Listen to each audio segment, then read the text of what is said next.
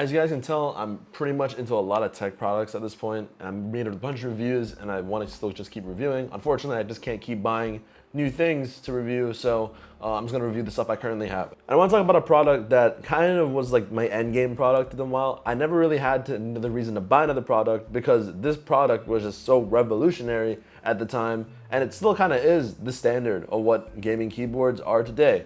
And that is the Wooting60HE, which I have been using for the last year. I bought this in about October 2023, and this has been my gaming keyboard since then. I have literally not had any other reason to upgrade in the near future or whatsoever. It's because of how great this keyboard is. And if you don't know much about keyboards, there was a reason that this keyboard was so hyped when it first came out. And it all had to do with the switch technology in this keyboard. The switches in this keyboard are actually magnetic. They're made by Wooting. They're called Lecker switches. Originally, I believe that the switches were allowing you to customize the actuation point of the switch itself. So that means if you want WASD to be like maybe 0.5 millimeters while your Q is 2 millimeters to activate, you can do that. You can change each individual switch in this keyboard. Originally, I believe the technology for this was actually for casual purposes. I believe they wanted to recreate joystick kind of movement on a keyboard, because for a while a switch is just either on or off. You know, like on a PS5 controller, if we slowly push our joystick a little bit, our character has a walking animation instead of a full run animation.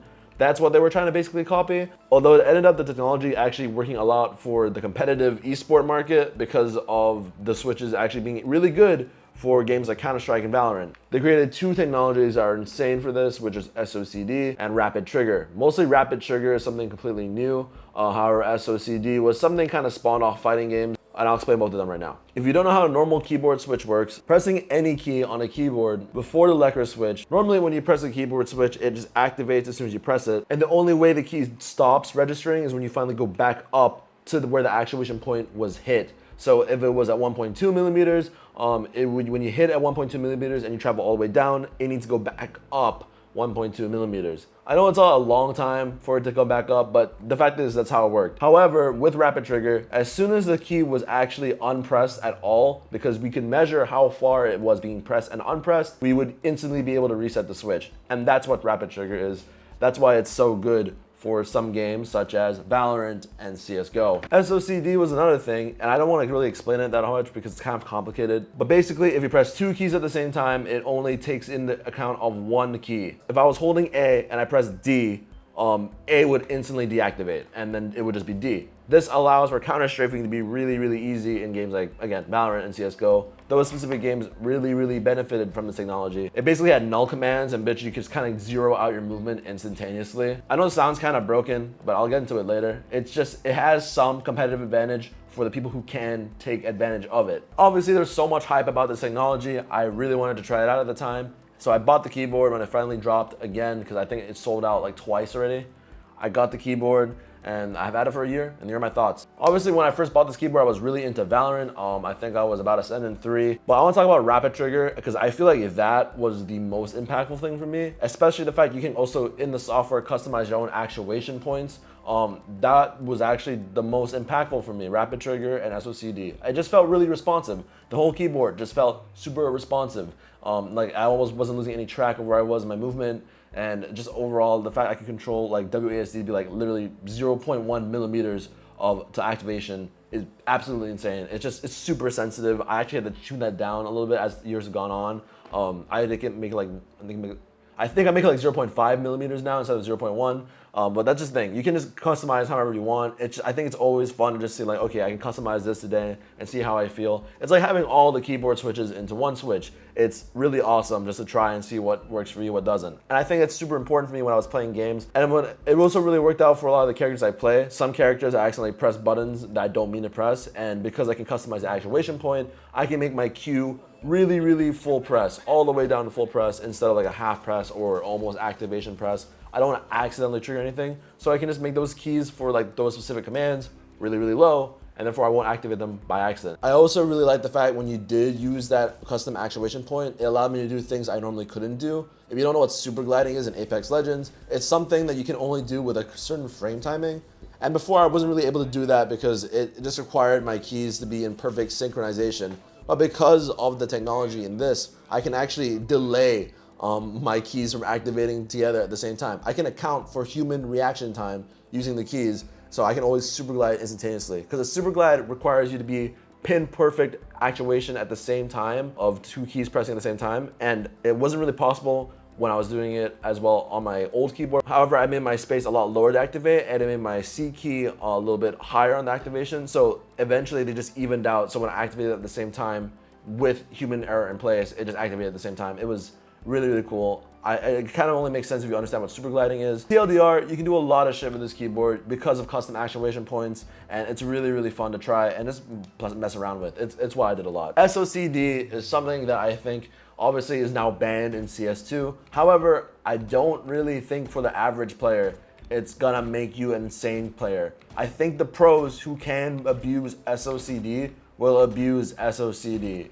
I don't think it's gonna make any of my friends a better player. It definitely did not make me a better player. I tried the technology, it's not really for me. The way I've learned how to play the game of Valorant is just to stand still most of the time, and when I let go of the key completely, that's how I shoot. I don't really use W, A, and D. I think for people who do play competitively a lot, I think this will actually help you. SOCD, especially if you counter strafe a ton, and if your basic way of counter strafing is doing AD, I think this will benefit you a lot. You still gotta get used to it. It's not exactly that easy to do. Way easier to do it than without it. I feel like the best way to describe SOCD is that it is a really helpful technology, but you still gotta be good enough to take advantage of that said technology. Okay, moving on, let's talk about the build quality. I have used this keyboard for 1 whole year and it still feels almost brand new, other than the fact that, dirt gets in it, but that's every keyboard. The braided cable is yellow and black, which I thought was kind of ugly at first, but it kind of grew on me, and I realized the point of it actually is the fact that I can always tell which cable plugged into my computer is the keyboard cable, and that's actually really smart, because almost every single cable is just black. And in my experience, having a different color, just instantly know which one to plug out if I need to plug out my keyboard. That was a really nice change. Also, the braiding on this cable is super solid. Have not had any problems with the braiding of this cable. It's not like a G502 cable, if you know what I'm talking about. It's super solid, and I had no problems with the cable whatsoever. It has a nice metal frame around the keyboard itself, but then it's also made of plastic, and it's pretty stiff, heavy keyboard. I also added on the strap that you can have to hold your keyboard if you're lanyarding, walking around with it. It's more of like a tacky thing that's kind of, it looked cool in theory. I think it's kind of a cool idea. It's just also kind of ugly. It depends on what you think. Overall build quality of this keyboard is solid. I don't see any cracks or dents. I mean, I don't really trash my keyboard around. Just a really solid keyboard, and that's dirt that can easily get into it. But I think the cool part about this keyboard is if I did in the future want to change my whole frame, it's 100% doable. I just don't do that because it's not what I have any interest in doing, but it's nice to have the option there for people who do want to mod their keyboard. It's really cool. Another thing is the size of the keyboard, which, I mean, I actually have used 60% keyboards a lot in the past. The difference is that this one doesn't actually have any dedicated arrow keys or F-Fed control arrow keys, unlike the Ducky 1-2 Mini. But however, the 60% size does have its benefits, and that for me is just the fact that I have so much more space for my mouse, and I'm a big FPS guy, so I kind of need that space for my mouse. And it definitely makes sense for me to have a 60% keyboard. I really like 60% keyboards. I like the way they look. I think having a huge ass numpad does not make sense to me. For the type of player I am, does not make sense. So 60% is awesome, but I did missing my arrow keys. However, there is a workaround with the software, which I'm about to tell you about right now, and I love the Wooting software. The Wooting software is just better than every other keyboard software in my opinion, because I mean, again, there's not much competition going for good gaming softwares in terms of peripherals. I mean, you got Corsair, you've got Razer, and you've got Logitech, and then 2 of them already suck. So it just comes down to either you liking Razer Synapse or Logitech, but either or, I think the fact that Wooting has theirs all online, which I'm pretty sure Final Mouse copied. Not only is it online, which I just 100% love because I don't have to download anything. Number 2, I like the fact that it's just so easy to access, and the menus make sense. It's visual clarity on every single front. The UI is clean.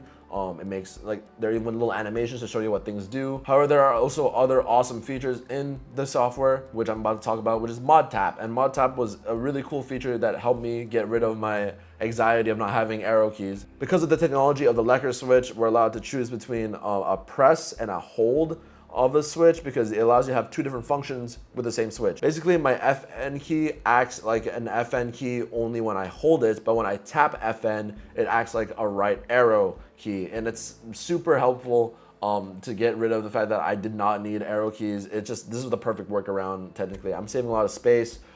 Technically, it would be cheaper than buying a 65% keyboard. I just think it's a really smart idea. And I don't really use the right shift either in any of my keyboards. I don't know who really uses right shift, but I use it as my up key.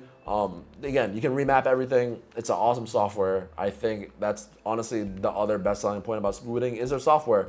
I mean, all of it is basically software, the keyboard, as well as the mechanics. I mean, much as the switch is the hardware, it's the software that allows you to take full advantage of that said hardware. Last thing I want to talk about is obviously the feel of the switches, because it's a keyboard, you kind of need to talk about the feel of the switches. They're definitely linear switches like they say online, and they feel like linear switches. However, because you can change the activation point in the settings, it definitely doesn't just feel like a really just linear keyboard. It can feel like a lot of keyboards into one.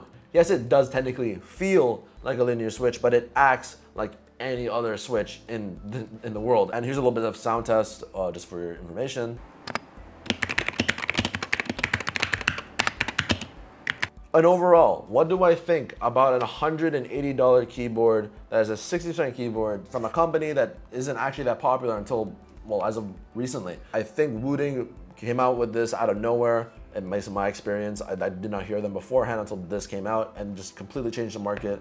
And it's for a good reason. And even though there are now a bunch of new rivals, competitors trying to do the exact same thing that Wooting's been doing, they're doing it really well. And there's no reason to not support the company who started it at all, especially since their product is quality. It's not like they're abusing and like cheaping out on their product just because they're at the top of their class. Logitech's G Pro Superlight. These guys 100% deserve the $180 as like a really not big company. They're not that huge. And they're managing to make this well quality of a board as one of their first ever really mass produced boards. It's insane. And I think it's a really, really good board and worth the $180 asking price, even though it is a little bit on the expensive side compared to other keyboards. Technology speaks for itself. It's a unique keyboard, and it's a really solid one at that. Again, I've had it for a year, absolutely zero problems. In fact, it kind of makes me not want to use any other keyboard in the near future, and I don't really blame them for that because there is no other reason for me to be using another keyboard in the near future. It's going to be future-proofed enough. Anyway, I hope you guys enjoyed this video and like and follow for more. Hope there are more videos on the way, and I just have a couple more ideas, but yeah, hope you guys enjoyed this video. Peace.